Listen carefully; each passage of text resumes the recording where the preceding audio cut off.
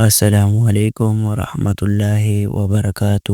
آج ہم پڑھیں گے حضرت ادریس علیہ السلام کا واقعہ۔ حضرت ادریس علیہ السلام اللہ تعالیٰ کے جلیل القدر نبیوں میں سے ہے۔ آپ کا اصل نام نوح تھا اور آپ حضرت آدم علیہ السلام کے 7ویں پشت میں سے تھے۔ حضرت ادریس علیہ السلام کا زمانہ حضرت آدم علیہ السلام کے تقریباً 600 سال بعد کا بتایا جاتا ہے۔ اس وقت لوگ حضرت شیس علیہ السلام کی تعلیمات بھول چکے تھے، بت پرستی عام ہو گئی تھی اور لوگوں میں گناہ، جھوٹ، ظلم اور فریب پھیل چکا تھا۔ ایسے وقت میں اللہ تعالیٰ نے اپنے رحمت سے حضرت ادریس علیہ السلام کو نبی بنا کر بھیجا۔ آپ نے بچپن ہی سے عبادت، علم اور غور و فکر میں وقت گزارا۔ اللہ نے آپ کو خاص عقل، سمجھ اور بصیرت عطا فرمائی۔ جب آپ جوان ہوئے تو اللہ نے آپ پر وحی نازل کی اور فرمایا کہ اے ادریس، میری مخلوق کو حق کی طرف بلاؤ،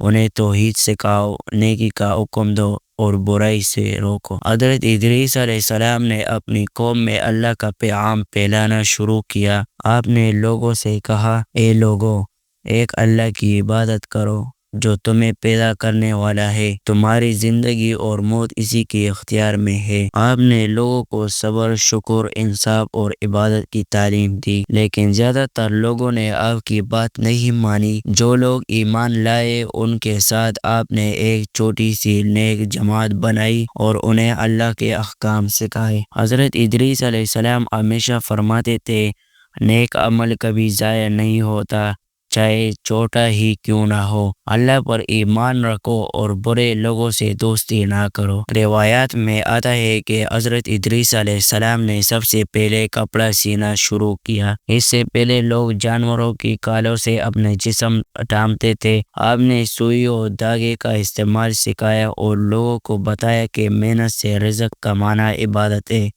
جب بھی آپ کپڑا سیتے، زبان پر اللہ کا ذکر ہوتا اور سلائی کے ساتھ آپ سبحان اللہ، الحمدللہ کہا کرتے تھے۔ اللہ نے آپ کو 30 صحیح عطا فرمائی۔ آپ کو علم ہندسہ، علم نجوم، حساب، طب اور نشت اور خوان لکھنا پڑھنا کی تعلیم دی گئی۔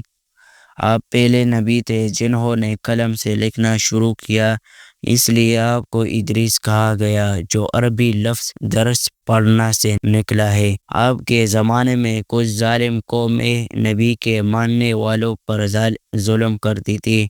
حضرت ادریس علیہ السلام نے اپنے مومنین کو منظم کیا اور اللہ کے دشمنوں سے مقابلہ کیا۔ اللہ نے آپ کو فتح عطا فرمائی اور عدل اور انصاف قائم ہوا۔ حضرت ادریس علیہ السلام کے بارے میں قرآن میں ارشاد ہے، اور ہم نے انہیں بلند مقام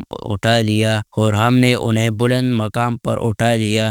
روایات کے مطابق ایک دن حضرت ادریس علیہ السلام نے فرشتے جبرائیل علیہ السلام سے عرض کیا، میں چاہتا ہوں کہ موت کا ذائقہ چکھوں اور پھر زندہ ہو جاؤں تاکہ دیکھوں انسان کی روح قبض ہونے کے وقت کی کیا کیفیت ہوتی ہے۔ جبرائیل علیہ السلام نے اللہ کے حکم سے ان کی روح قبض کی، پھر واپس لوٹا دی۔ بعد میں حضرت ادریس علیہ السلام نے فرمایا، اب میں چاہتا ہوں کہ جہنم اور جنت کو دیکھوں تاکہ میرے ایمان میں اور اضافہ ہو۔ اللہ کے حکم سے جبرائیل علیہ السلام نے آپ کو آسمانوں کی سیر کرائی۔ چوتھے آسمان پر پہنچنے کے بعد وہاں کے فرشتوں نے کہا، یہ وہ نبی ہے جنہیں اللہ نے بلند مقام عطا فرمایا ہے، اور وہاں ہی حضرت ادریس علیہ السلام کو بلند مقام پر روک دیا گیا۔ روایات میں ہے کہ آپ زندہ ہے اور چوتھے آسمان پر رہائش پذیر ہے۔ ہمیشہ سچ بولو اور عدل سے کام لو۔ عبادت کے دوران دل کو خالص رکھو، وقت کی قدر کرو، ہر لمحہ اللہ کی یاد میں گزارو، محنت سے رزق حاصل کرو، ظالم کا ساتھ نہ دو، مظلوم کا ساتھ دو، علم حاصل کرنا عبادت ہے۔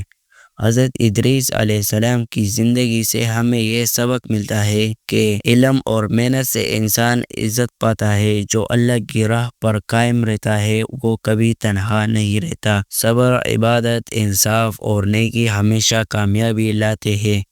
اللہ تعالی ہمیں حضرت ادریس علیہ السلام کے نقش قدم پر چلنے کی توفیق عطا فرمائے۔ آمین۔